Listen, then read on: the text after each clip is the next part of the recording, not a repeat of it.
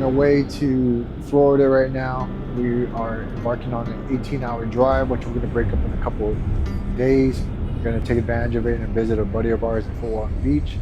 And we are going to support Task Force Hydo1 and our buddy Ricky, who is running a nonprofit, is a founder of the nonprofit, which takes veterans, first responders, and their families to do all things water sports to establish that Ohana community.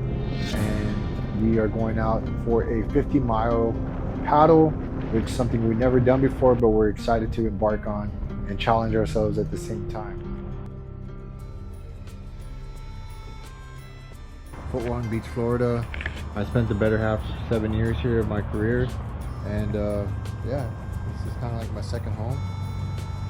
And we're going to be driving later on today to St. Augustine to the Airbnb, and then tomorrow we'll probably link up with Ricky and Task Force Hydo1, and yeah, see how everything's going. And we're excited slash kind of had some, not really sure how things are going to go in the way of, because we've just never done something like this, but excited for the opportunity and meet good folks. And I think I said a little bit this earlier, but look at that view though.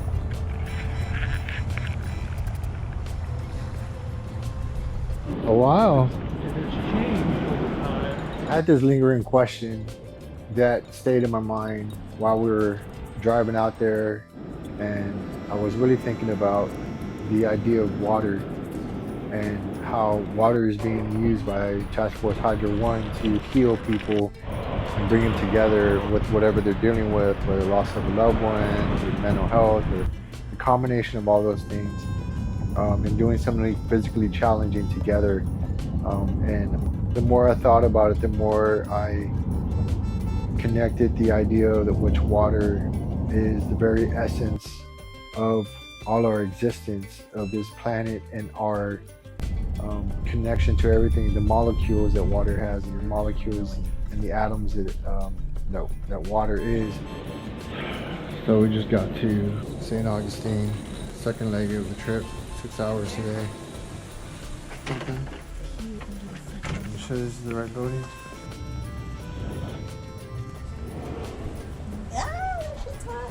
Thanks, Eddie, for your spot. We appreciate it. It's pretty awesome. The majority of our planet is water. Even the things in the dirt and the plants and everything has water in it. And within that brings the connection of our electromagnetic fields, which we feel each other when somebody walks in the room, both negatively and positively, and how we can change somebody by our presence and the positivity of our presence, and the same thing negative presence. With that is growth, and growth does not happen without water. The sound of water, the crashing of water brings change on many different levels, and change is needed to grow because it is always constantly pushing and forcing us in one direction or the other. And at the end of the day, we have a choice to change. Each day we have the choice to grow. Each day we have the choice not to. And I think at the very essence of that is why we continue to seek out nonprofits and people seeking to positively impact others, because this world needs more of that. When you hear water and you think of healing in water, what does water mean to you? Water saves lives. Right? So I've been on the coast my whole life, so I'm used to being around the ocean and everything, but this is my first time being involved in water sports and everything, so I feel like this is a really great entry for me to be able to find a new hobby and be able to like support mental health and like community building and all that. So super stoked. We got our toes in the water right here. We're getting acclimated in case we fall in. Let's hope we don't. But we're ready now. We know what the water's like. Me, water means life, because you can't have life without water. And water gives life. That means that it gives healing, it gives revitalization, it reinvigorates you, it nourishes you, you. And just being here and being part of this event, it's super meaningful to me because I want to be part of what heals people. And I also understand that in order to do that, I have to heal myself. The more I heal myself, the more I can help heal others. And I'm really, really proud to be here supporting Ricky and his passion and his purpose and his dream, and just to nourish what lights his heart on fire and makes him happy. So it's really an honor and a privilege to be here to support him and to support everyone that's coming to the event.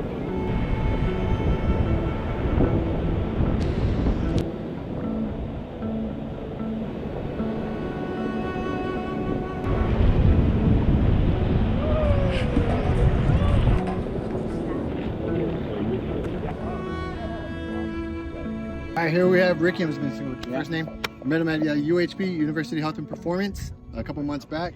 We learned about his nonprofit task force Hydro, and I wanted to ask you a few questions. When we just went out in the canoe, and we got some basic training with one of the, what I understand, like the goat of Tahitian racing. Yeah, so and that was awesome. Learn points of performance, learn the technique and what have you.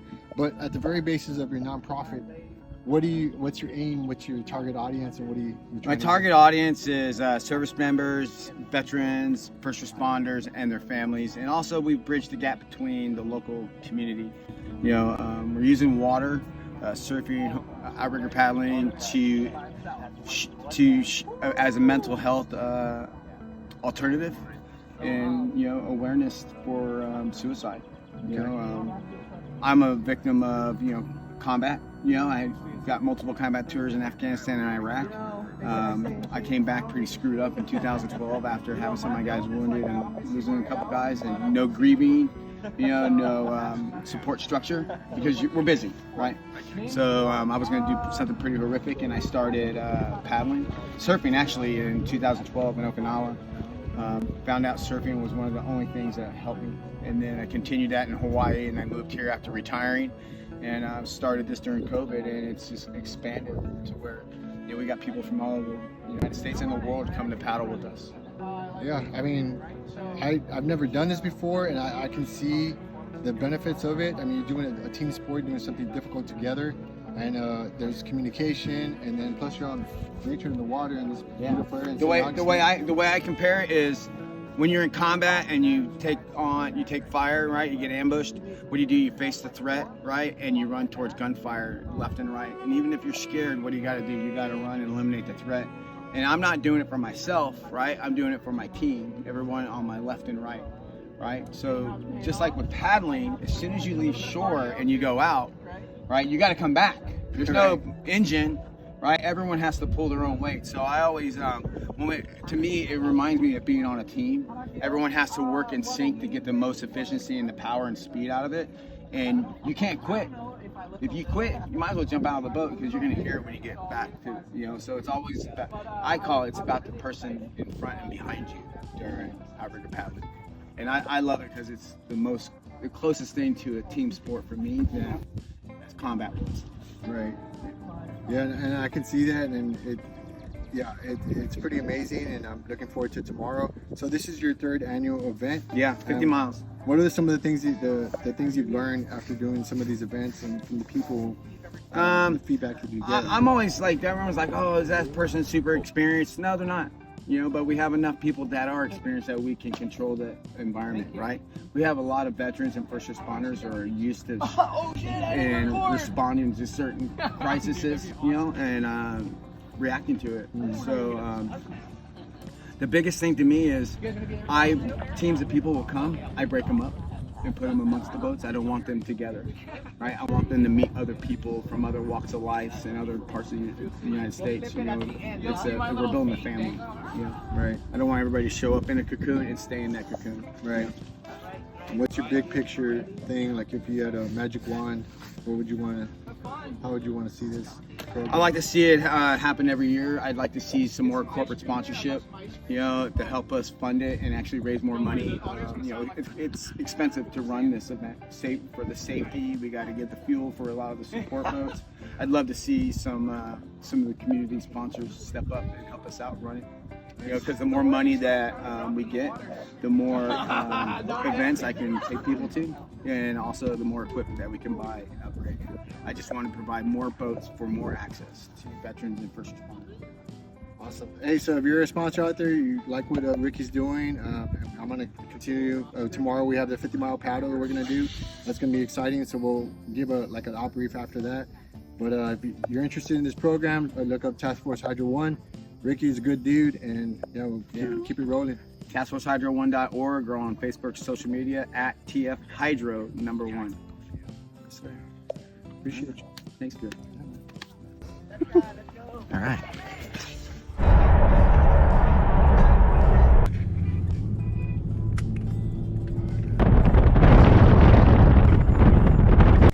So what are y'all's thoughts before the event? Thoughts? Me and Sandy are super nervous because her leg's busted, and I've been training up on it, so I'm feeling pretty confident, but I know when we're in the heat and we're paddling for 30 minutes at a time, it's gonna be rough.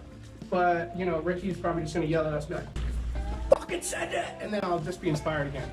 There you go, just like UHP all over again.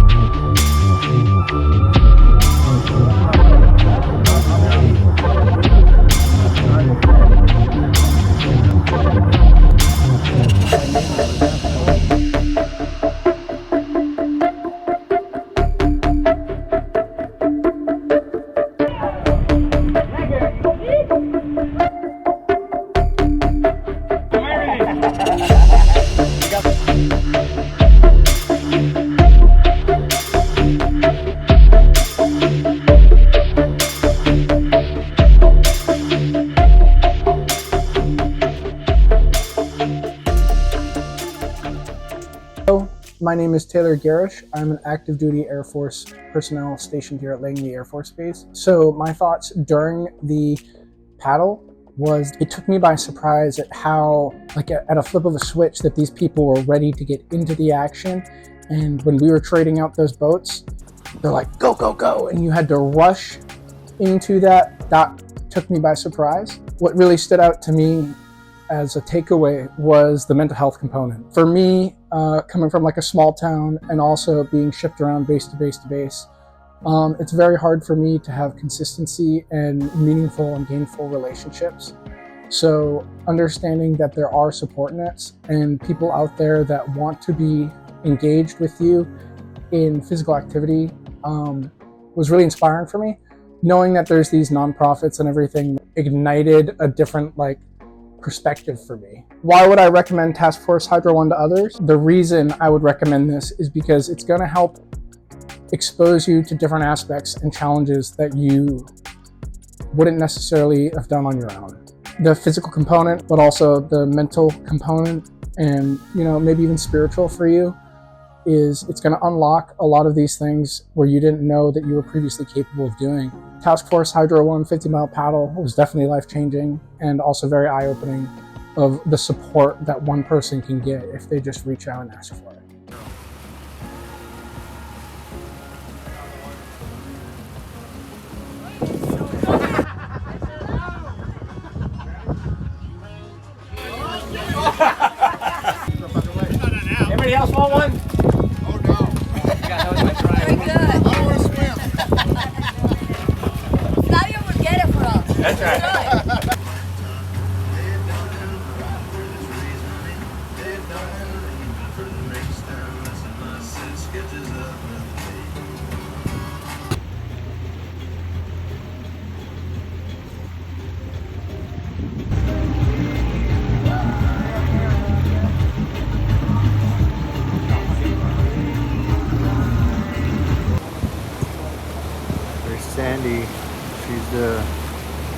second one from the back. So I just sort of over there. Get in it.